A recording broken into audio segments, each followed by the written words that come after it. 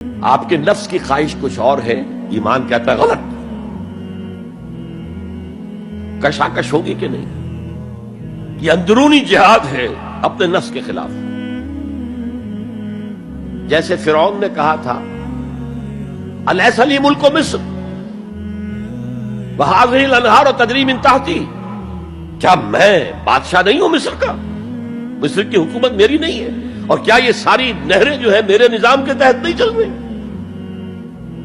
اسی طرح برا نہ مانیے، ہمارا نفس کہتا ہے یہ جسم میرا ہے، میری ملکیت ہے، اٹس مائی ڈومین، میری خواہش پوری کرنی ہوگی. جیسے اس نے کہا میں نہیں جانتا کوئی خدا ہے میرے سوا اور میرے اوپر، میں نہیں مانتا. نفس بھی کہتا میں نہیں ماننے کو تیار، کیا حلال ہے کیا حرام ہے، کیا جائز ہے کیا ناجائز، میری خواہش پوری کرو.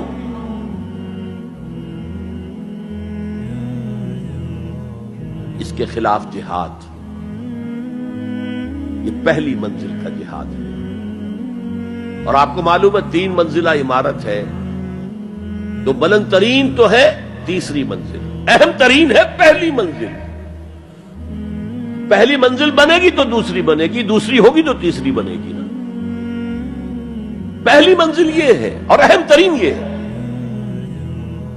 اسی لیے مولانا روم نے کہا نفس ماں ہم کم ترس فرعون نیست، میرا نفس بھی فرعون سے کم نہیں ہے، لیکن ایراعون نیست، اس کے پاس لاؤ لشکر تھا.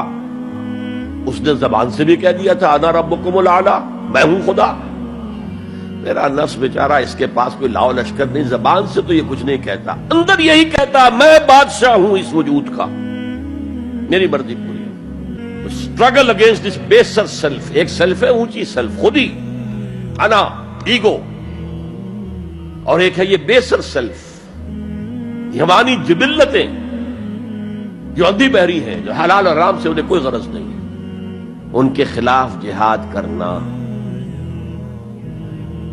آپ نے فرمایا صلی اللہ علیہ وسلم المجاہد من جاہد نفسہ، اصل مجاہد وہ ہے جو اپنے نفس کے خلاف جہاد کر سکے.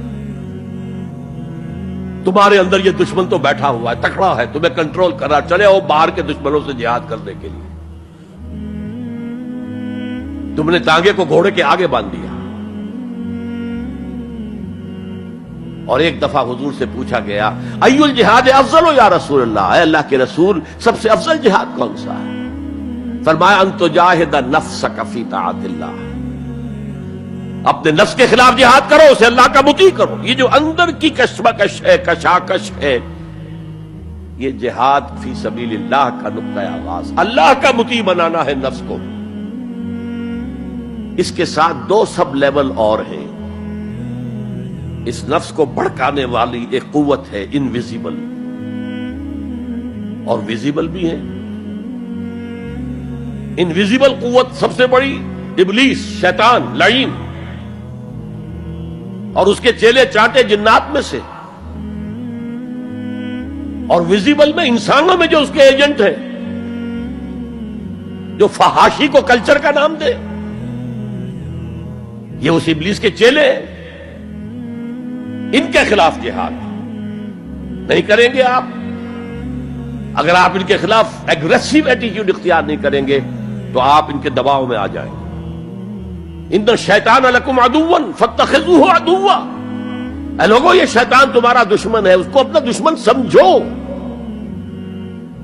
وہ تمہیں سبز باغ دکھاتا ہے، بدی کو مزین کر کے دکھاتا ہے، اچھے اچھے نام اس کے رکھ دیتا ہے، اور تمہیں آمادہ کرتا ہے بدی کے ارتکاب پر. نہیں، وہ تمہارا دشمن ہے. افتتخذونہ وذریتہ اولیاء من دونی، تم مجھے چھوڑ کر اسے اور اس کے چیلے چانٹوں کو تم اپنا دوست بناتے ہو. نہیں، شیطان کے خلاف جنگ کرو. اور تیسرا اس پر سب لیول کیا ہے؟ معاشرہ اگر بگڑا ہوا ہے، اس کا عمومی رجحان برائی کی طرف ہے، تو سوشل پریشرز آپ کو ادھر دھکیلتے ہیں. جیسے کہ اگر کوئی موب جا رہا ہے تو اس کے ساتھ چلنا تو بہت آسان ہے، وہ خود ہی آپ کو دھکیلتا ہوا لے جائے گا.